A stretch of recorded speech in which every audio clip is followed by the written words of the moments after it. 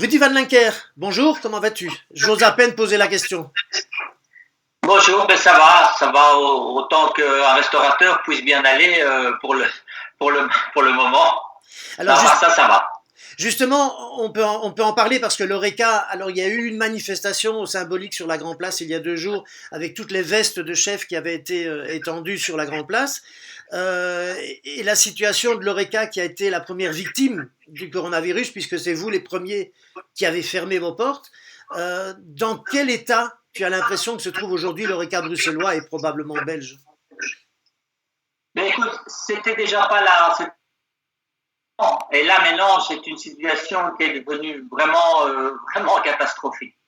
Je pense qu'il va y avoir beaucoup de faillites derrière, de difficultés, de pleurs, parce que c'est un secteur qui était déjà laminé par la TVA, les charges patronales et autres, et la grosse majorité de tous ces restaurateurs honnêtes qui font leur boulot et qui essayent de faire leur boulot correctement s'en sortaient pas. Et je crois que maintenant, là, ça a été le coup de grâce pour un bon nombre d'entre eux. Et puis il y a eu les attentats, il y a eu la crise des Gilets jaunes. Tout ça a fait que, cumulant tous ces problèmes, l'Oreca n'était déjà pas en grande forme juste avant le début de la crise du coronavirus, évidemment. Oui, c'est ça. Mais les attentats, personnellement, moi je parle pour Léon et pour les armes, ce sont mes deux restaurants. Les attentats, nous on a mis 18 mois de se remettre de cette histoire-là. Le piétonnier, par contre, ça nous a pas impacté du tout, contrairement à ce qu'on pourrait éventuellement croire. Et les gilets jaunes, pas non plus. Mais les attentats, c'est vrai que c'était déjà une grosse crise. Mais ce qu'on vit maintenant n'a rien à voir avec les attentats. Hein. Et puis en plus, il y a la notion santé en plus. Oui, il y a C'est ça cette peur. qui rajoute une couche. Alors toi, tu diriges... Pendant les attentats, on n'avait pas de risque sanitaire et puis on était quand même ouvert. Là, on a été fermé, comme j'ai déjà eu l'occasion de t'expliquer à une autre reprise. Depuis la guerre de 40, Léon n'a jamais fermé. Là, si on réouvre le 8 juin, comme c'est normalement prévu, ça fera 3 mois. 3 mois, c'est très long, très long. Alors, toi, tu parles du 8 juin. Est-ce que vous avez, de votre côté, des informations qui sembleraient se recouper pour qu'une réelle ouverture au mois de juin soit possible par rapport aux politiques et aux échos que tu en as? Oui, que ce soit au niveau politique, que ce soit au niveau de la Fédération Oreca, que ce soit au niveau politique, le 8 juin est une date qui, pour le moment, est fixée. Mais elle est sujette, évidemment, comme on entend, on peut prendre n'importe quelle chaîne de radio, poste télé, on n'entend qu'une seule chose, c'est que pour autant que le déconfinement se passe bien. Voilà. Si le déconfinement se passe bien avec un grand si et des guillemets partout, alors je dirais que naturellement, on pourrait envisager une réouverture des restaurants le 8 juin. Si maintenant, par malheur, le déconfinement devait mal se passer et que dans une semaine ou deux, on est de nouveau tous confinés, ben là, on est reparti pour le 15 août. Hein. Et là, à ton avis, si jamais il y avait un prolongement avec cette fameuse seconde vague que craignent beaucoup de spécialistes, là, la restauration pourrait s'en remettre ou ce serait catastrophique pour la moitié des restaurants dans le pays? Mais c'est déjà catastrophique maintenant. Parce que le problème n'est pas tellement... Enfin si, le problème c'est que les restaurants sont fermés. Mais je dois dire tout à fait honnêtement que, encore une fois, en ce qui me concerne, et ça n'engage que moi, hein, mais le gouvernement ferait vraiment, je pense, pour l'Oreca, il n'y a pas grand-chose à faire. Mais on a le soutien des banques, on a le soutien des fournisseurs, on a mis, en fait, si tu veux, on a mis nos restaurants sous perfusion. C'est un peu comme si les restaurants étaient aux soins intensifs. Donc on a bloqué... On a bloqué tous les frais. J'ai la chance de ne pas avoir de loyer, ce qui n'est pas le cas de tout le monde. Donc, on a fait un maximum. Donc, mes 170 membres de personnel sont en chômage économique. Les banquiers nous ont suivis. Mais quand je dis nous ont suivis, c'est jamais que des aides à court terme ou des aides qu'il faudra rembourser un jour ou l'autre. Voilà. Donc, aujourd'hui, on est fermé. C'est ce qu'on perd. Le problème que tous les restaurateurs vont avoir, c'est que le 8 juin, ils vont réouvrir avec 2 membres de personnel, 10, 20 ou 170 comme chez moi, mais le rendez-vous, les clients ne seront pas au rendez-vous à hauteur de ce qu'on avait avant. Bien sûr. Pour te donner une idée, on va pas parler de chiffres, hein, mais pour te donner simplement une idée, le restaurant Léon, c'est une boîte qui emploie 117 membres de personnel et qui a fait l'année dernière un demi-million de clients, donc 500 000 clients. Donc ça fait plus de 1500 couverts par jour. Ouais, ouais. Bon, là maintenant, nous, on se prépare à la réouverture du 8 juin avec 15 ou 20 membres de personnel présents et pour faire une centaine de couverts seulement. Oui, vous allez Mais devoir si je fais tout 100 distancer. couverts, je ne couvre pas mes frais. Et c'est pareil pour tous les restaurateurs.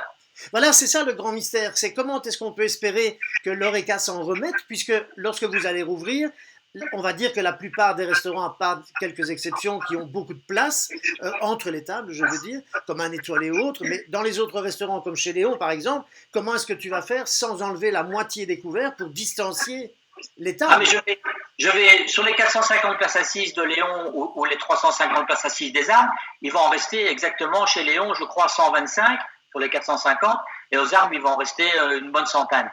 Donc, parce que ils n'ont pas encore donné les mesures pour l'Horeca. Ils ont donné pour tous les magasins. Ouais. Maintenant, ils s'attellent à la culture. Donc, on attend. Le 8 juin, peut-être qu'ils vont accepter.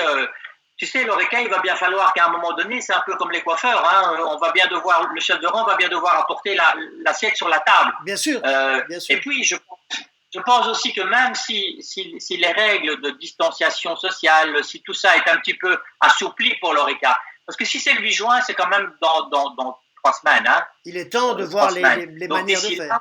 Si le déconfinement s'est bien passé, peut-être qu'ils vont un petit peu assouplir les choses. Le problème, que moi je pense, c'est que ceux qui s'en sont, la plupart des gens auront déjà eu des problèmes financiers. Hein, parce que, bien joli de parler du chômage économique, mais chômage économique, quand le gouvernement a dit ça, il a tout dit. Mais moi j'ai 170 familles qui du jour au lendemain ont vu leur budget amputé de 30% ou 25%, puisqu'aujourd'hui avec le chômage économique, ils touchent que 75% de leur salaire.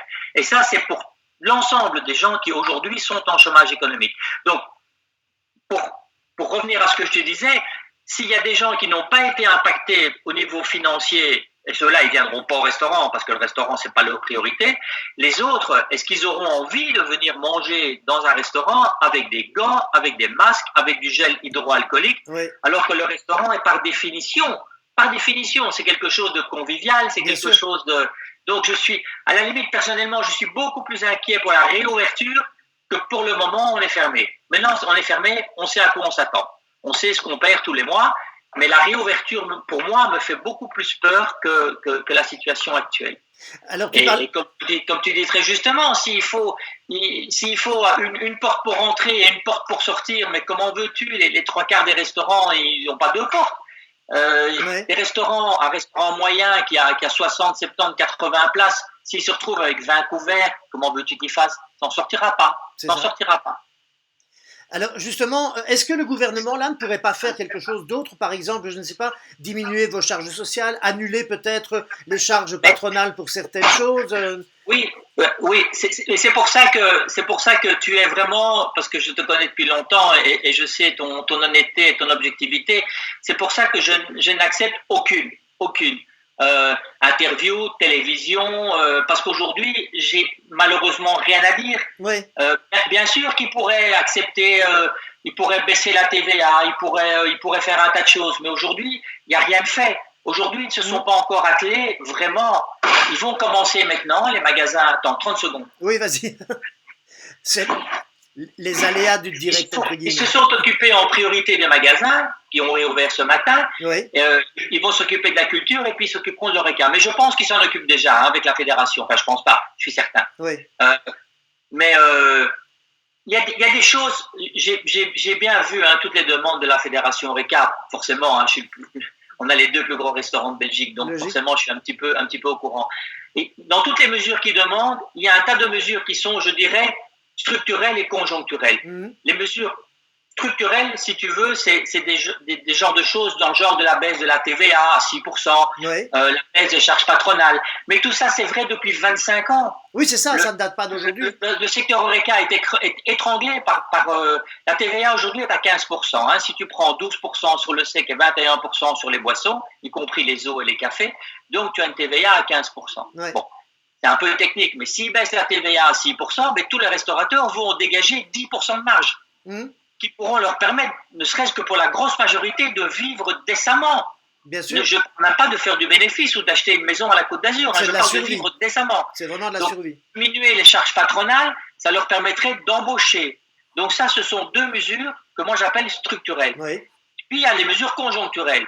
Les mesures conjoncturelles, ben, c'est le chômage économique, c'est avaliser des crédits que les banques font aux restaurateurs parce qu'ils en font. Hein. Ce coup-ci, pour le coup, ils ont ouvert le robinet. Hein. Que ce soit la BCE, que ce soit la SRIB, les banques sont beaucoup plus ouverts à aider le secteur que ce que c'était pendant les attentats. C'est ça. Parce que les attentats, c'était une vraie catastrophe. Hein. Ils étaient assis sur leurs sous et il n'y a rien qui bougeait.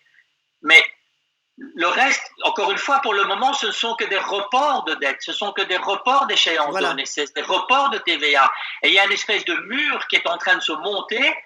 Et à un moment donné, ce tsunami va nous retomber sur la gueule. Hein, parce que, comme je te dis, le 8 juin, je vais pas faire 1500 couverts par jour. Hein. Le jour où je vais réouvrir le restaurant, je ne vais pas faire 1500 couverts par jour, mais j'aurai des frais inhérent à 117 membres de personnel. Donc c'est ça le problème. C'est ça le problème qu'on a. Il y a quelque chose, moi par exemple, qui me choque dans toute la liste des demandes qui est faite. Donc on a parlé de la TVA, on a parlé des charges patronales, on a parlé de mesures un petit peu plus anecdotiques. C'est la déductibilité à 100% de toutes les notes de restaurant. Mais ça, je mettrais plutôt dans les mesures structurelles. Mais aux mesures conjoncturelles, c'est l'assurance, les assurances. Ça, c'est pour moi quelque chose qui me choque vraiment. Je ne te cache pas qu'on a fermé le 14 mars. Le 16 ou le 17, j'ai appelé mon assureur. Je ne vais pas le citer pour ne pas faire de remous. Mais c'est tout. S'il ne m'a pas rayonné, quoi. Il m'a dit, circulez, il n'y a rien à voir, quoi. Donc, si aujourd'hui, le gouvernement pourrait faire quelque chose, c'est déclarer la catastrophe naturelle. Parce que c'est vraiment une catastrophe naturelle. Et quand on sait le pognon qu'il y a dans les compagnies d'assurance, je trouve ça choquant. Ils sont là, assis dans leur fauteuil et qui regardent ça sans intervenir. Parce que du jour au lendemain où le gouvernement déclare un problème la catastrophe naturelle, à ce moment-là, on peut faire jouer la perte d'exploitation. L'assurance devra jouer. Voilà, on pourrait toucher de la part des assurances de l'argent qui, là, pour le coup, ne serait pas remboursable, mais qui permettrait de combler des trous. Mais quand je dis combler des trous, c'est encore une fois pas pour aller jouer au golf ou pour partir en vacances. Hein. Oui, c'est simplement pour payer les salaires. C'est pour payer. Moi, je connais des restaurateurs qui, depuis 3 mois, n'ont plus payé leur loyer, qui se sont plus payés de salaire. Il n'y a pas que le chômage économique, il n'y a pas que le personnel. Hein. Quand les banques prennent des mesures, quand ils donnent 6 mois de moratoire, par exemple, sur un crédit ou un financement, c'est bien. Mais ça veut dire une chose, c'est que les banques vont toucher 6 mois d'intérêt de plus. Parce que le moratoire, c'est pas abandonné, c'est simplement reporté. C'est un pansement sur un pansement. En 6 mois, on ne paye que les intérêts, et puis on paye 6 mois de plus au bout. Donc là, les banques font aucun cadeau. Mais encore une fois, je reviens toujours à la même chose. Dans 6 mois, le chiffre d'affaires ne sera pas revenu au niveau avant Covid. C'est ça le problème. Oui. Moi, je prétends qu'il va falloir 2 ans. Il va falloir 2 ans pour revenir à une situation, je dirais, normale, pour autant qu'elle revienne à la normale. Parce que je pense qu'il y a vraiment beaucoup de choses qui vont changer en profondeur. Bon, encore une fois, Léon est beaucoup plus impacté que beaucoup de restaurants à Bruxelles parce que 75% de ma clientèle, c'est des étrangers. Bien sûr. Et dans les 75%, la moitié encore, c'est des Chinois. Donc tu penses bien que c'est pas de mal à veille que je vais les revoir. Donc, on va être très, très impacté. Moi, j'ai prévu chez Léon et aux armes un retour à la normale en mars 2022.